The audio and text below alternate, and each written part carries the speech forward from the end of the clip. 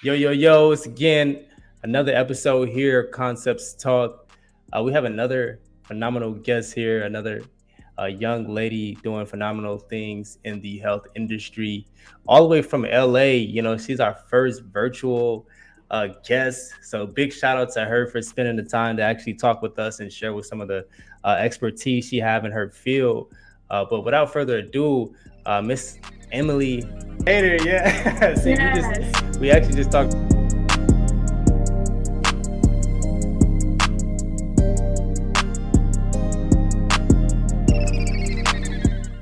We actually just talked about that, and I still got it wrong. But thank you for your time. We truly appreciate you. But you're a health coach, a performance coach, practicing holistic health and nutrition, and trying to change lives of athletes and just individuals in general.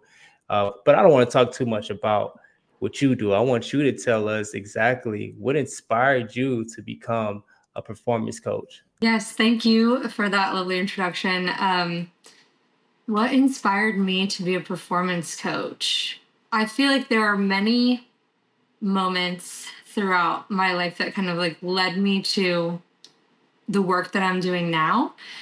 It wasn't always holistic, it wasn't always health, like holistic health surrounded, maybe more so exercise science and things like that. But I'd always had this deep fascination for the human body. I think it's incredible and how it works, how all of the pieces, all of our systems help one another, everything's connected. So that's what I studied in college. All the experiences that I had in internships there led me to more athletic performance just because I'd always thought that athletes were like some superhumans. They're able to train their bodies to do exactly what they wanted it to do and at an insane level, especially when you go up to those like elite status athletes at an insane level of performance. Um, I also think it's super interesting how like sports can be such a metaphor for life and people just in their business and all that stuff. So being able to take what I've learned from supporting athletes and supporting people in their lives in general. But now with my practice in holistic, just so many other life experiences I've had throughout learning more about myself and how I best function and implementing that into my practice and how I treat my body and how I show up every day to perform, not only in the activities that I do, but also show up every day for myself to perform in my business, um, be there for my family and friends, just being my best self each and every day. And I like that. I like how you use the metaphor about sports and life. I think that, just in general, if you're pursuing some professional level in any sport, you're going to dedicate a lot of your time to being the best that you can be in that sport.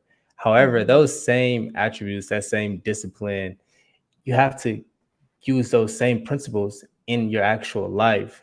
So, how you're taking care of your body, what you're doing to prepare for these games or these tournaments, whatever it is that you're doing within the sport that you have, even if after your sport journey, you go into business or you're working for someone, those same principles, you still have to implement that in your daily day routine.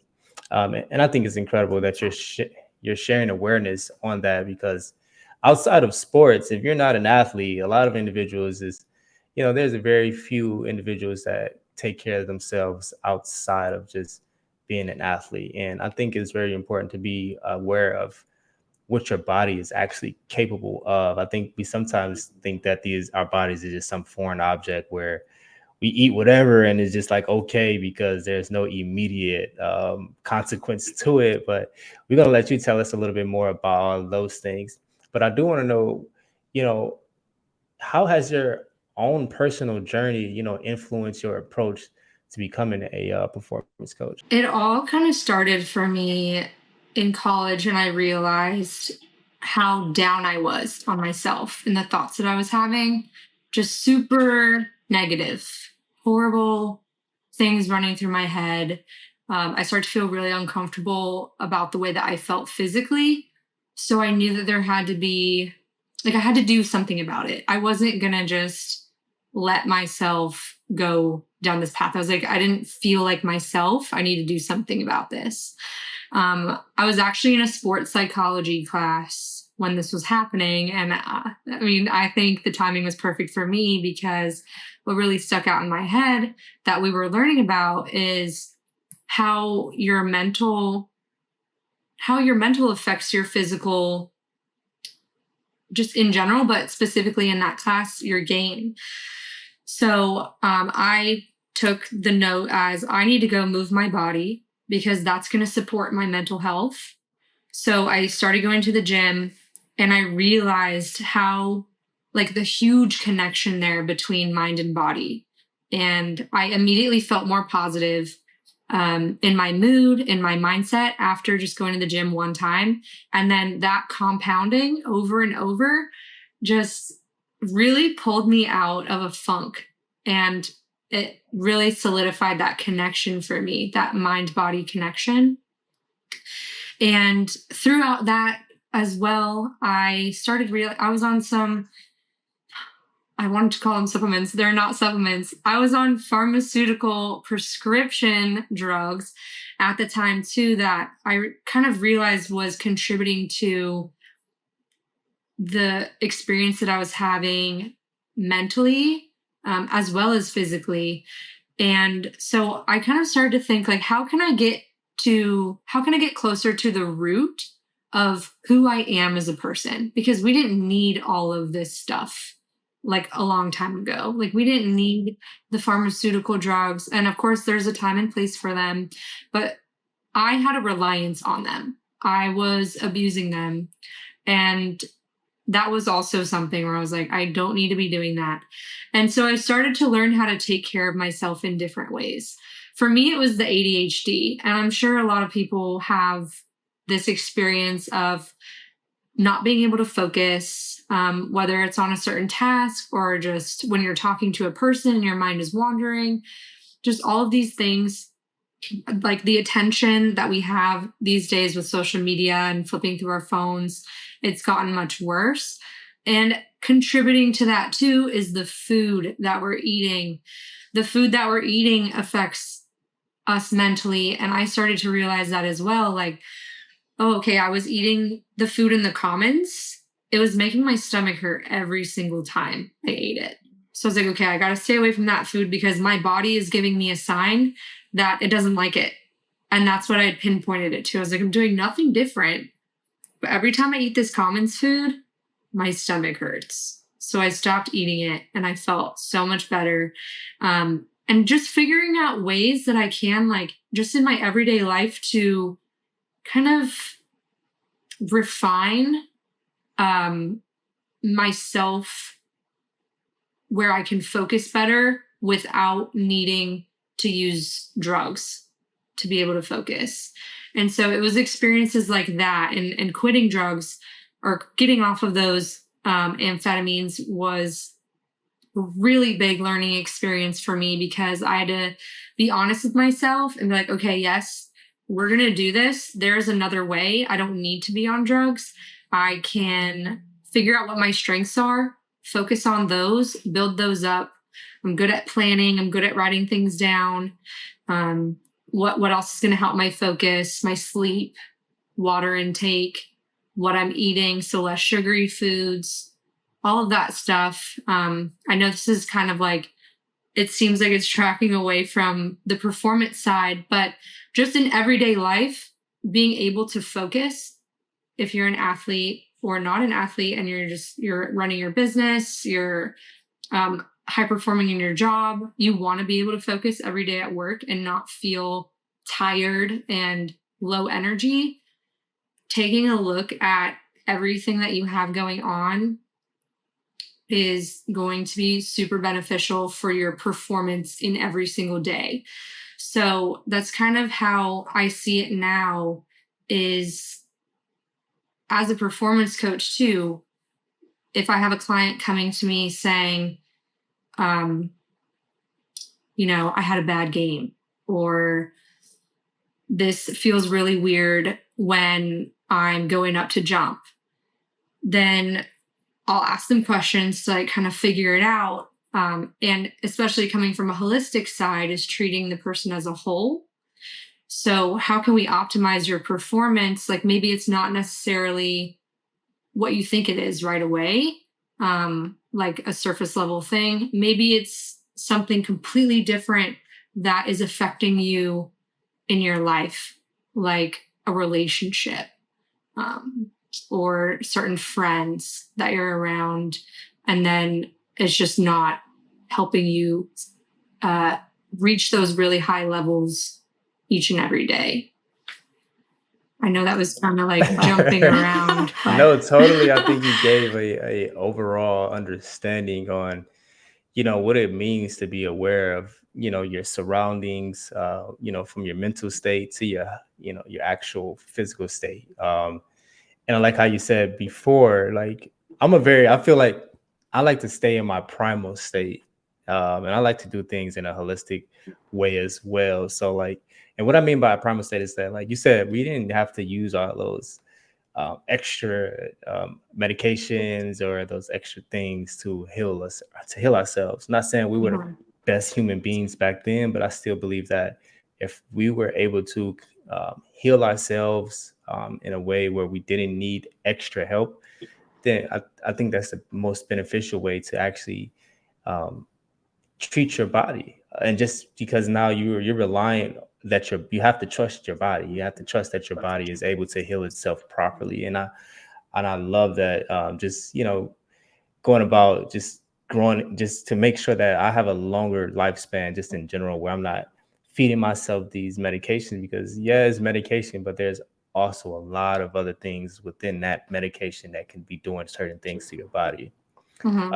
And you kind of what I want to touch bases on, that you mentioned holistic. So what does it mean to take a holistic approach to your health and performance, and kind of why is it important for athletes and entrepreneurs? Yeah, I think that this is the probably this gets me so excited because I feel that if this word holistic, I know to some people it could sound like, woo, oh, this girl's from Los Angeles and she's talking about holistic. She's like a hippie. Um, but there's so much more to, I mean, and it's what it means to you as well. Like I'm big on definitions of words and using them to help you understand what it means, so that way you can use it to your best benefit, but also creating your own, like relating it to yourself and creating your own definition of that word for you and how it applies in your life. So, holistic is like seeing that everything's interconnected. If I were to treat someone holistically, I'd be treating them as a whole, not just a physical person, but also as a spirit and a soul, and that they have a mental aspect of their body, physical aspect of their body, and like a spiritual, like soul aspect of their body.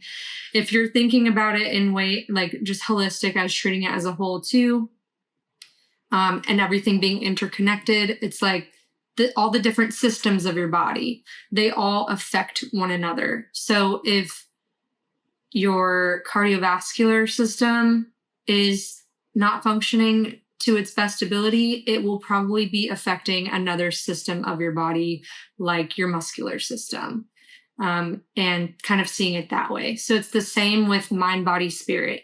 If your mind is not functioning properly, then you'll probably see effects showing up in your physical body as well. And it kind of is just like connected like that as a web. Um, so that's kind of how I see holistic. And then and how it's important for everyone is, it's like sometimes you're focusing on like the 10% of something that you think is going to move the needle for you, but there's so much more to the puzzle that you're not seeing that can really move that needle for you, like on that other 90%.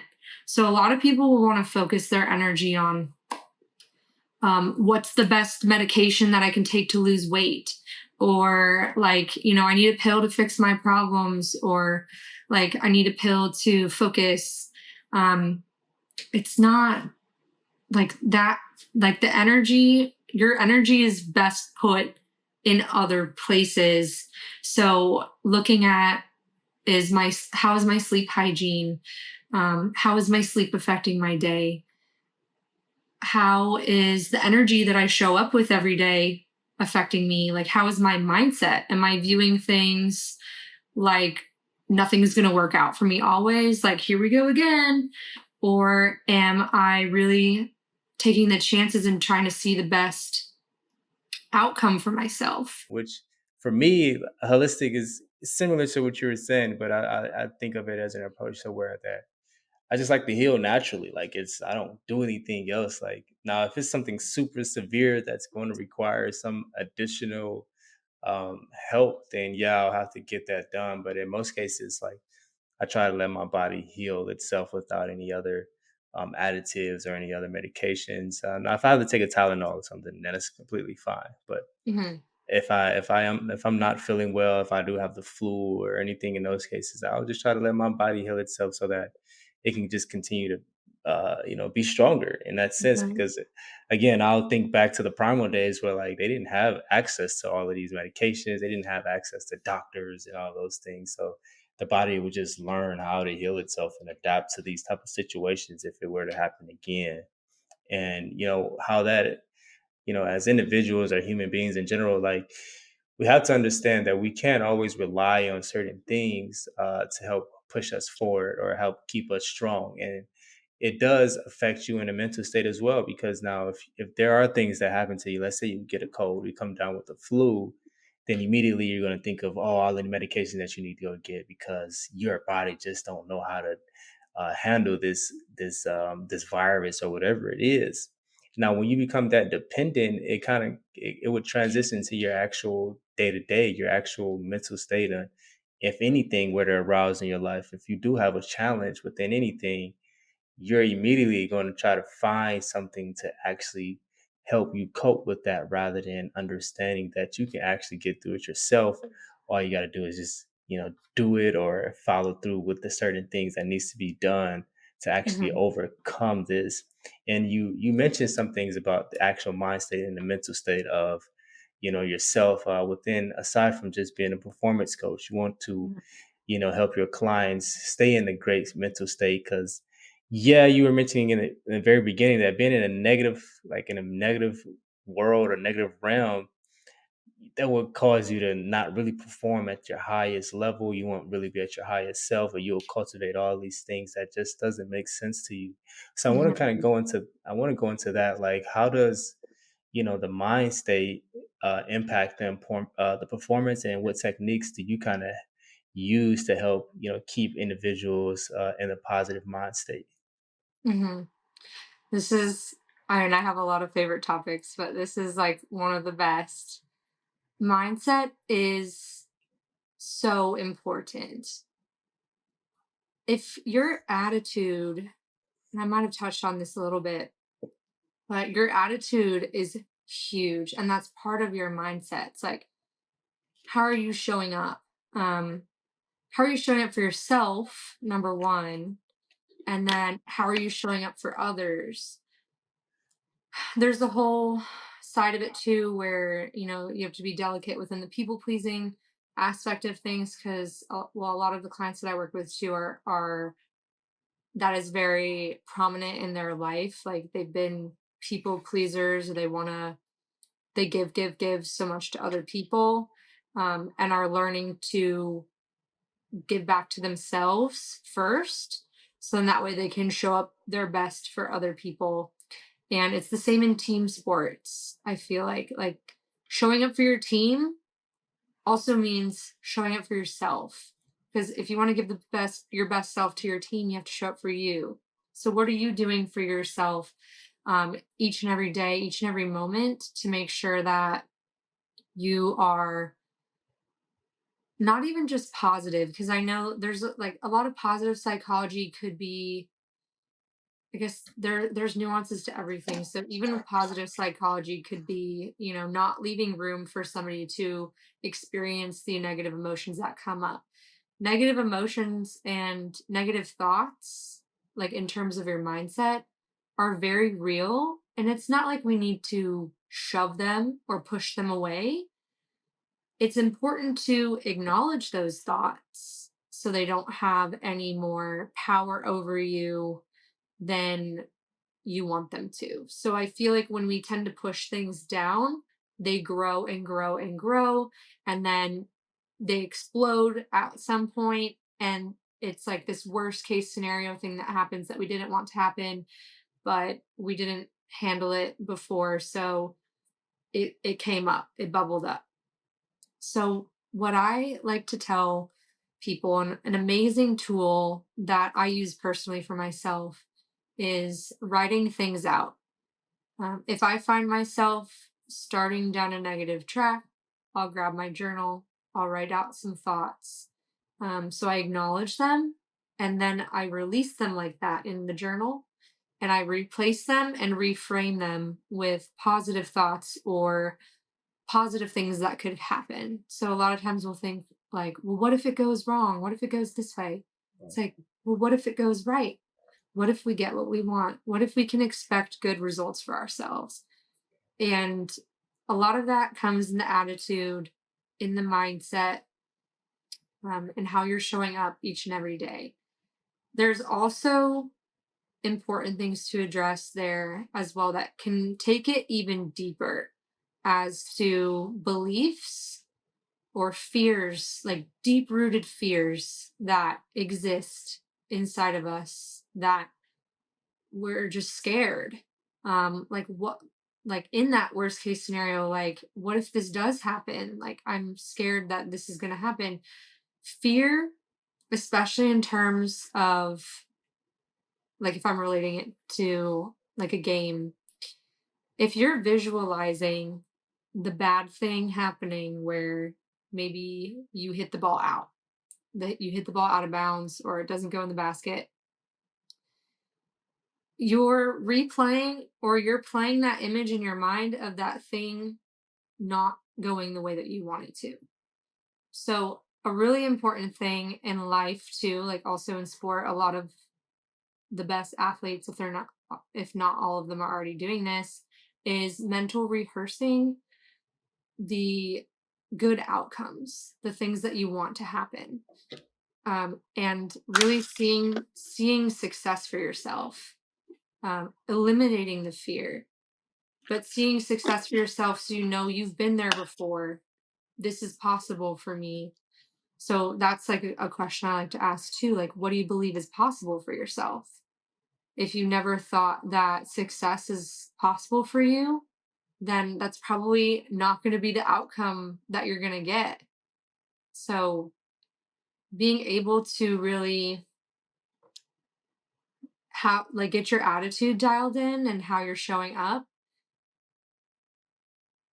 um focusing or reframing, first acknowledging your negative thoughts and reframing them into positive things that you can feel better about, and then visualizing and rehearsing your success so you know that it's possible for you.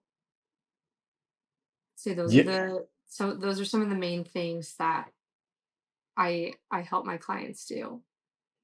And that right there is like, we hear it all the time. And I know for me, going back to my athletic days, is before any game, I'm visualizing how I'm going to perform. So with that is just, it should be number one, the way of life. And I think what you were saying is that if you focus on something that you don't want, that's usually what you attract. And isn't it, I think that's something called like the Murphy's Law of Attraction or something like that, where you receive exactly what you don't want.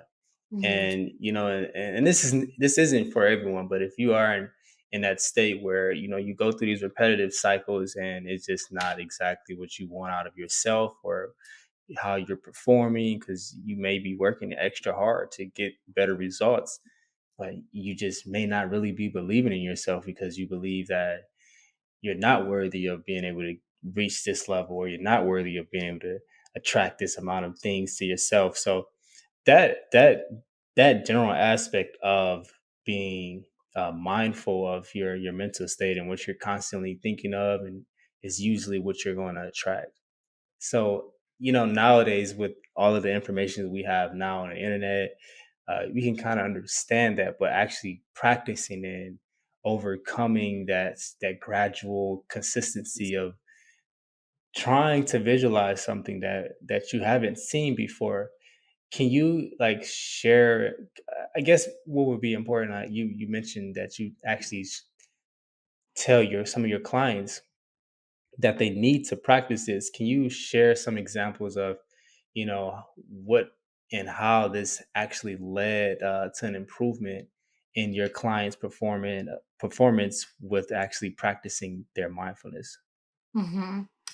Yeah, mindfulness is the number one thing that I help my clients work on with whatever it is that their goals are. And I guess specifically in terms of like one of my clients that is an athlete, like a younger athlete, I asked him, he's kind of down, and I'd ask him questions like, "What are you thinking about when you're in the dugout?" And it's thoughts like, I can't mess this up for my team. Like people are counting on me, and he's like putting a lot of pressure on himself. So and I'm like, okay, well, what are you thinking when like you're at bat or like going to pitch, and just figuring out where his head is at. Um, I'm really big on like client led. So I don't like to tell my clients what to do, but I will ask if I can make suggestions. Just because I'm a firm believer in everybody knows, or each individual knows what's best for themselves. What works for me might not work for somebody else. So me asking the questions and what would be helpful for them, um, is one of the best ways that I can help that particular client moving forward. So in this case, with the time that we had, um, I recommended like a suggested reading, and I can recommend it to you here. It's one of my favorite sports psych books. It's called Mind Gym. Maybe you've heard of it, but it's by Gary Mack. Okay. But that's an amazing book. Honestly, even if you're not an athlete, I would read that because it's everything that a sports psychologist does working with professional and professional and elite athletes, and everything that he has them do, and like the mindsets and dreaming and all of that stuff. Um, I like to ask a lot of outcome questions with other clients that are trying to lose weight. So ideally, if you were to have the perfect body, like what would that look like for you? And a lot of it too is the biggest obstacle is thinking that it's not possible for themselves. So we have to remove all judgment because we're our own biggest and worst critics. And we will think like, we'll get embarrassed. Like, okay, I'm imagining myself with like six pack abs, like running on the beach with a bathing suit. Like, that's what, but some people can't go there in their head. Like, they can't visualize what that would look like for themselves. So, removing the judgment, finding the obstacle. What is the biggest fear that you have? And kind of leaning into that, like going into that, naming it, describing it, and like I said, giving it less power than it honestly has over you, because like it would be allowing that fear to get stronger and stronger. If you're able to look at it, lean into it, know exactly what that fear is doing, then you can know, okay, like honestly, now that I acknowledge that fear, now that I spoke it out loud, it doesn't seem as like scary. And then, so then we're able to move more into a visualizing process. And what I would say is, if I'm leading a client through this, we'll ground first.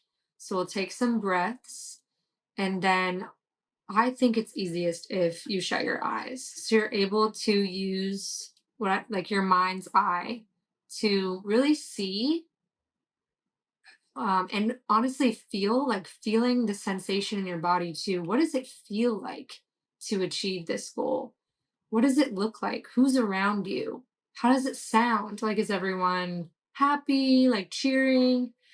And really get down to all of the details and visualizing that for yourself and feel that set. Like, if it's like making it real for you, you will have this like feeling inside of your body like, yes, like I know what this feels like. I've been here before.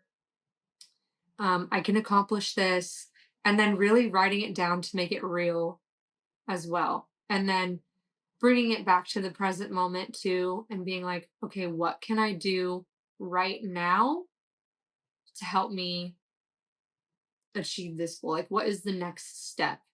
And if that is getting out on the court or getting out into the fields, or if you're in your business, if that's, just taking the step to finish your taxes. Like, yes, you're going to need to Yeah. complete your taxes so you can stay in good standing with the IRS and yada yada. Like, what is the next step in the right direction, and have that feel good for you, knowing that you are taking that next step to get you closer to accomplishing that goal and being like in that vision that you have of yourself. That right there is very important. Now, I think it's so important, and I would say in my community is because we don't see a lot of individuals meditating. Now, you're in LA, so you're going to see it anywhere you go. Like, you're going to see it Mhm. everywhere. So I'm actually coming from a rural area in Detroit, Michigan in general. So we don't see a lot of meditating. And, as an adult now, I meditate almost every day. So I think that once you practice meditation and, actually and start to visualize those things that you want from yourself, whether it's just on a daily goal, like if you're just trying to get through the day, like Mhm. visualizing what your day is going to be like from the moment Mhm. you step out of your world and go into the actual world. What is your day going to be like?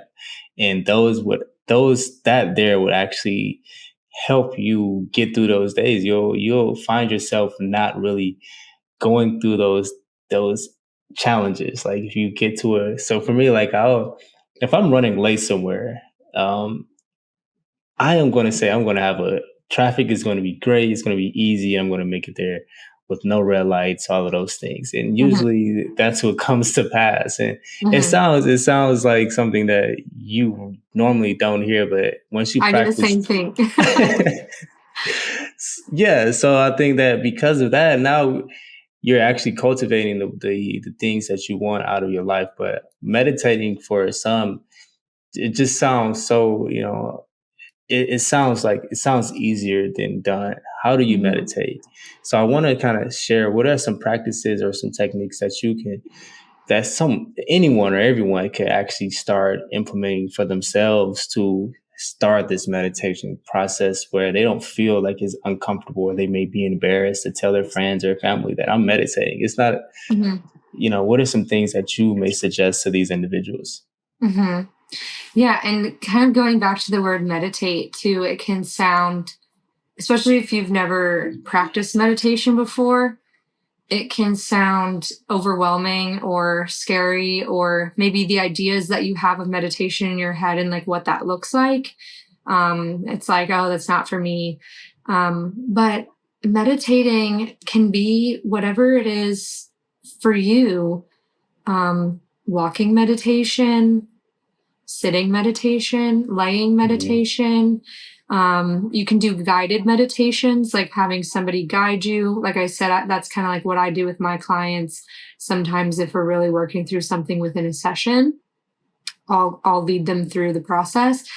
It can be 2 minutes, it can be 5 minutes, it can be 20 minutes. It really is up to you. You can make your practice whatever it is for you where you feel good. For me, meditating is like if I can even give myself 5 breaths in the morning before I get out of bed, before I start my day. Even for me, just like getting my head right before I get out of bed. Lately, I've been doing like before I climb out of bed at all, I'm like, okay, we're having a good day. Now get out of bed. And so like, and then that sets me up good. Um, even if like, so I guess this is another topic about like what you were saying, where you, when you're like running late somewhere, or you just when you go anywhere, you're like affirming like, okay, we're gonna drive, traffic's good, we're hitting the green lights, and all of that, and like kind of creating that path for yourself, and the way that you react to things throughout your day is so important. And meditation can be a really good practice if you start to notice that you're getting frustrated with things that are happening around you. You find that your reactions are really heated or like charged, frustration, anger. Even if you're sad about something that happened, even if it's just taking a moment, saying like, okay, I'm just going to focus on one thing, my breath. And just sit in your car, stand wherever you are, like facing the sun. That's one of my favorite things. And of course, with your eyes closed, Yeah. with your face in the sun. So just reiterate that. But really taking time to focus on your breath, slowing it down, and feeling like you're in control of that. And just letting, like exhaling the negative energy. So if I think about what I want to inhale, what I want to bring more of into my life. So I'll inhale strength, clarity, passion, and I'll exhale judgment, negative energy, things that are keeping me down. And I'll do that. I'll inhale and exhale that. You don't even have to attach words to it. You could just focus on your breath. But again, guided meditations were one of the first ways that I got into it.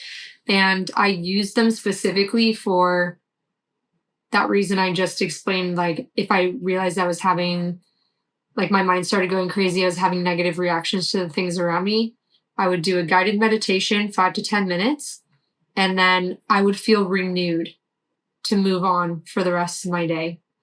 And it was just one of the best things ever. But like I said, it could be anything. You can make it what you want. Visual meditations was what I was talking about earlier, where you are imagining what you're creating for yourself.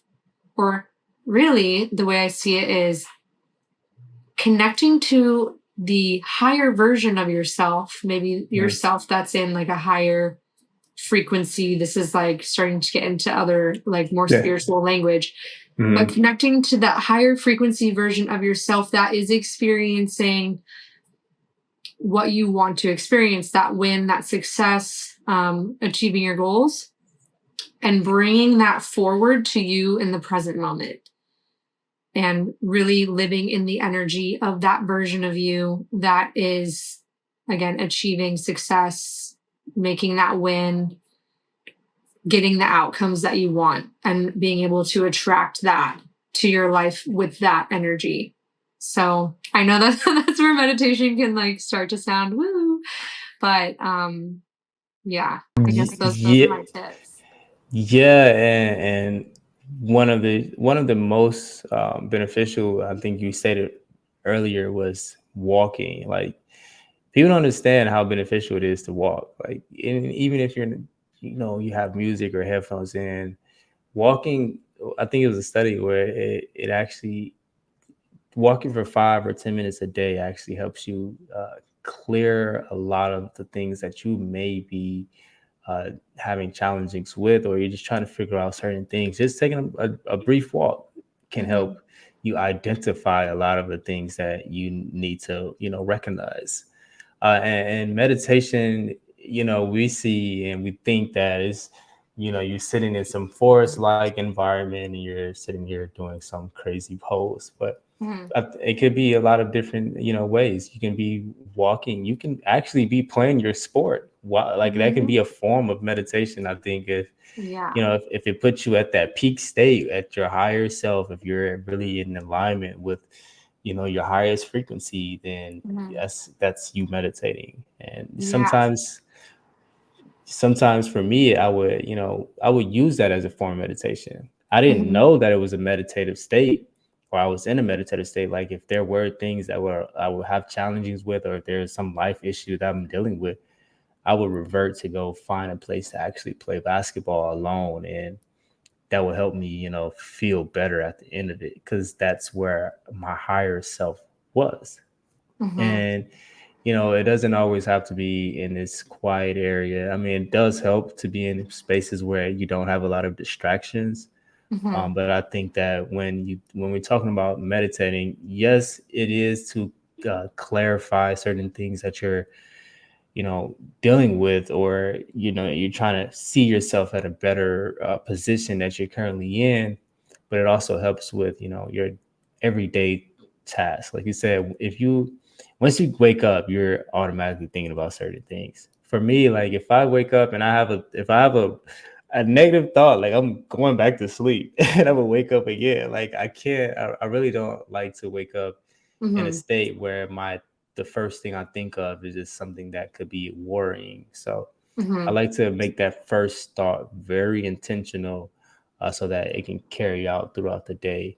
Yeah. With the sorry, I just want to jump in and add into that too. Like with that intentional first thought, it's and like you're saying with the meditating, it could even be like with your food, like just being present in general. Like I have this thing I call like a strawberry meditation. I studied a lot of like, well, maybe not a lot, but I read a lot of about Zen Buddhism, and that was a first main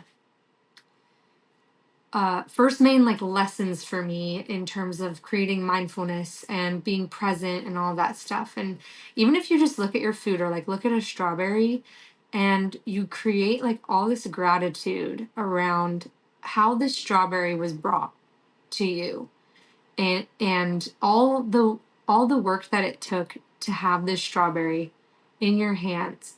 Like it came from the earth. The farmers tended to the soil, watered the soil, the earth, like the rain. They harvest the fruit. They send it off to the grocery store, like all the deliveries, and then you go to the grocery store to pick it up, and now it is in your hand. And just being grateful for that entire path.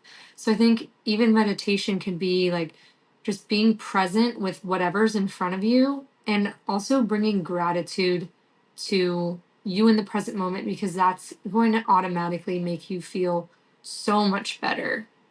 And with that intentionality too, like right before you do something, like, okay, yeah, I'm gonna give this my all. Or like, I'm gonna be here with my food and it's gonna make it taste like so much better. And you're gonna get so much more nourishment out of it too, in whatever activity you're doing. Yes, and I would like to. We're going to go into that. We're going to segue into the nutrition side of everything. Now, that's important. Number one is what you're digesting, but like you said, the gratitude of it, like those small incremental things that you won't even think of. That is the things you need to be grateful for. Like whoever cultivated or whoever produced this or cared for this before it reached me, I'm grateful for them to care so much about how or what the quality of their strawberries are, and then the soil that it was. Those is intentional things that allows you to actually stay in that higher state. So now that you're being grateful for these little things, now when you do receive the things that you're actually asking for, you're trying to attract, they become effortlessly. Like you're not always having to be in this meditative state to attract. It's just effortlessly happening because you're already showing gratefulness or gratitude towards the things that you're not paying attention to.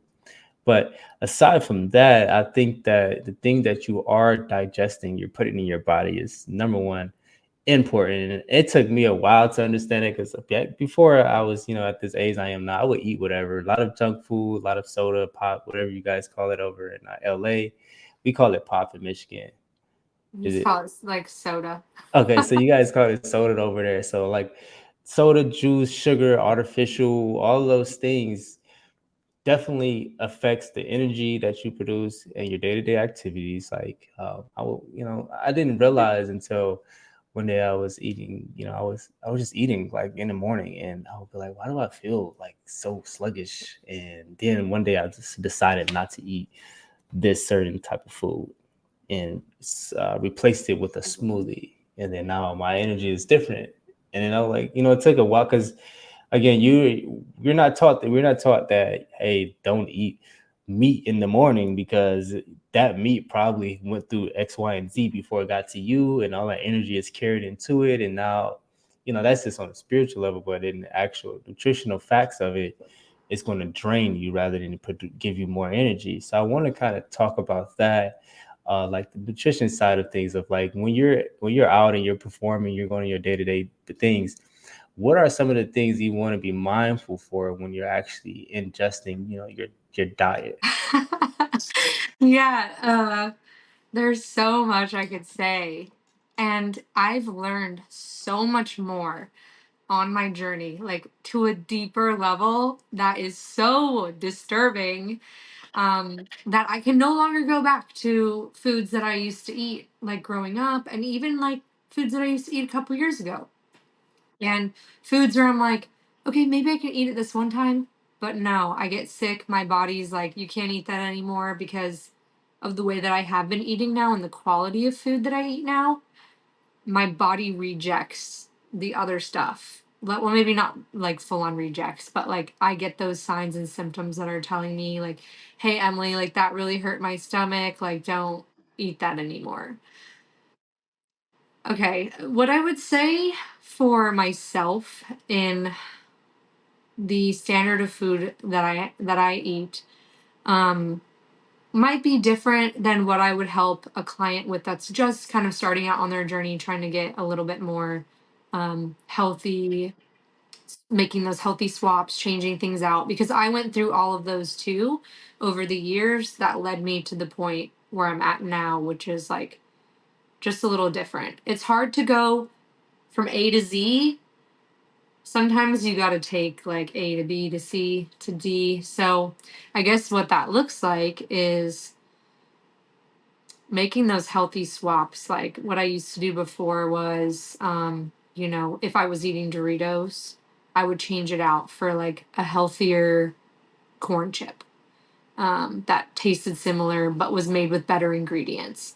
So the ingredients are super important. On the bag, a lot of foods these days have artificial food dyes, and those are going to negatively affect your health. They are. It's not good for you. With the artificial ingredients, it's like your body doesn't know what that is. It's like kind of going back to that primal state, like our innate selves that really, like the cavemen and women on the planet were eating animals and plants and fruits. Like that's what our bodies know how to digest. What was given to us from the earth. All of the factory made processed foods are so detrimental to our health. Maybe not all of them, but especially the ones that are mass made, manufactured, really big food companies, just using really low quality ingredients and chemicals in the food. You're eating that, your body's absorbing it, it's sending it to your cells. Your immune system, like 90% of your immune system resides in your gut, which means that what you eat has an effect on how well your immune system functions. So, if you're eating junk food and not feeding yourself a lot of nutrients and vitamins and minerals, you're more likely to get sick, be prone to illness because your body is deprived of the essential nutrients that it needs to function at a high level, or at the level that maybe it's not a high level, maybe it's the level that we should be functioning at as a society, but because of the food that we're eating, the level that most people are functioning at is so low that when we eat foods from the earth, like in a whole foods diet, our bodies are at a high level compared to those that are eating processed food, fast food, all of that stuff. So I look at ingredients. I also pay attention to the source of the food. So I thought it was interesting what you said about the protein and in a spiritual level, like introducing that into your diet. I don't think this is talked about enough, but I think people know about it. Is it comes down to like farming. Farming is extremely important to pay attention to. The where you get your food from. Um, I know there's a lot of words on, like, take eggs, for example. There's like, you go to the grocery store, there's a section for eggs, but there's like 8 different signs of like 8 different kinds of eggs that you can buy. And you're like, wait, do I buy brown eggs? Do I buy white eggs? Do I buy organic, pasture raised, cage free? Like, what does it all mean? So, and it's the same on like other meat packages. But if you think about, or if you find out where the food is coming from, and maybe you've seen some of those documentaries on Netflix, but the animals, so if they're pumping steroids or hormones or antibiotics into the animals, and then we eat those animal tissues, that is also going into our body. The stress that the animal is experiencing, all of the stuff that's in its body, like, damn right, that's going to make it into our body if that's the animal that we're eating. Like, we have to make those connections. And so it's important, like, there's this funny skit on Portlandia from a while ago where they're in a restaurant and they're asking the server, like, how do they treat the animals on the farm where like you got your meat from? Like, are they being rocked to bed, sing a lullaby? Like, are they loved?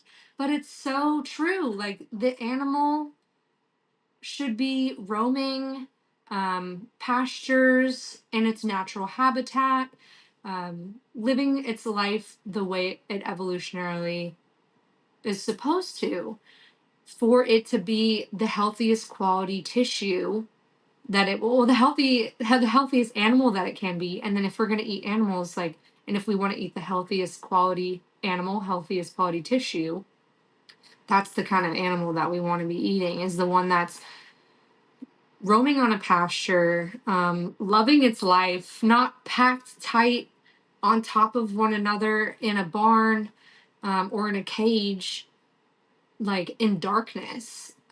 Because that's where a lot of these industrial farms, like, that's what they're doing.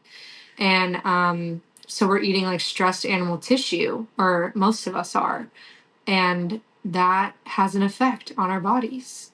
So that's in talking about quality protein. So I get pasture raised meat, pasture raised eggs, organic, and also that version of farming is really good for the earth too. It's like the best way to farm, is having that, like, regenerative farming. And there's so much I could say about the food too. Yeah, There's no, so much. yeah, and that's the point, is that we're in America, and we're one of the most obese countries in the world, on the globe, and it's because of yeah, food is good and we love good food and you can't deny it, but it does affect your well-being. And like you said, if we go down to a spiritual level of this animal, if you're digesting animals, or even the fruits and veggies, like how are those being cultivated, what is actually being sprayed on them, like what are there pesticides, all those type of things really matter, because if at the end of the day you are ingesting this substance, and it is going to go throughout your organs in your body, and it's going to affect you, and you want to know that. Now we're being more intentional about what we're doing in our day-to-day life, because for me, I think that I want to live a good life, and a long life if possible, so that I'm able to withstand certain things, so I can stay protected from these things that arises in the actual world. So when it comes to that, if you are feeling sluggish or in your day, like, it could be just something that you ate. It could be that hamburger that you ate from McDonald's or whatever, like Steak and Shake or In and Out Burger. Like, it's not that you're just having a bad day. It could be because of something that you've eaten, that energy carried over from where it actually originated. Now, because Mhm. you've digested it, now you feel that way as well. Mhm. And that topic there, it again, it helps with the performance of your day to day. So if you're going into work, a lot of people say all the time, why do I get tired after I go to lunch? Because you just probably had a big lunch. You probably ate a Mhm. burger. You probably ate some chicken or something, and that's going to take your energy. Now, if you were eating something, some veggies or some fruits, then that energy is more pure, because it's not a lot of things that you can do to a strawberry to make it like live in a bad environment. So Mhm. so as long as you're eating things that that carries like actual nutrition, like water and their vitamins, that's going to give you that energy that you need to stay at a higher state. um, Mhm. and I think that, again, that's what we want to be mindful of, just going out into your day to day as a business owner. We have to carry a lot of stress already as a business owner, where you need to understand certain things to keep your business operational. You want to keep that at a minimum, and you don't want it to be something that's withholding you because of what you've eaten. Like, yeah, and Emily, she shares a lot of expertise in the health and nutrition side of our well-being as an athlete or as an entrepreneur, or just everyone in general. But Emily, is there anything that you would like to share with everyone that can honestly kind of help them get through their day-to-day activities, just on the health side or the nutrition side in general? Yeah, it when it comes down to it, you don't need to make a super big shift to see results. You can make small little adjustments here and there, trying things, even something like just increasing your water intake. You might see some really great benefits from that. And like I said, just making those small shifts in your day to day, those will compound and create a ripple effect in your life and even for those around you too. Awesome. And, for anyone listening, thank you guys for listening, taking the time out to, understand what it is to actually be more mindful of your health and how it actually affects your performance in your day to day activities as an athlete or as a business owner or just anyone in general. But if you do have any other questions, you do want to know more about what you can do to put yourself in a higher state and be more intentional about how you're carrying and maintaining your body, I'm sure Emily will be fully glad to answer any questions that you guys have. How can we find you, Emily? Yeah, I'm probably most active on Instagram, so you can find me on there at Emily Nader Fit. Nader spelled Nader. If you found me through here, let me know, and I'd be happy to have a conversation with you, like your first session free, and help you work through anything that you're experiencing. Awesome, awesome, you guys. And, thank you for taking the time, to listen to us. And thank you, Emily, for sharing your expertise with us and sharing your time with us to, shed some awareness on why it's very important to stay aware of what you're doing with yourself. And, as an athlete, I know a lot of you guys are listening, and, a lot of you want to be top performing, the top dog on the court, on the field, or wherever you're playing. These things are important: staying in a high mental state and staying very intentional on how you're treating yourself, what type of recovery processes you're putting yourself through. But again, if you have any questions on those topics, Emily, she would be definitely grateful enough to be able to help you with that. But Emily, is there anything else that you would like to share with the community before we go ahead and wrap this up? Yeah, really uh, believe in yourself. I think that is the number one thing. Even if you have all the haters around you that aren't believing in you, you have your back.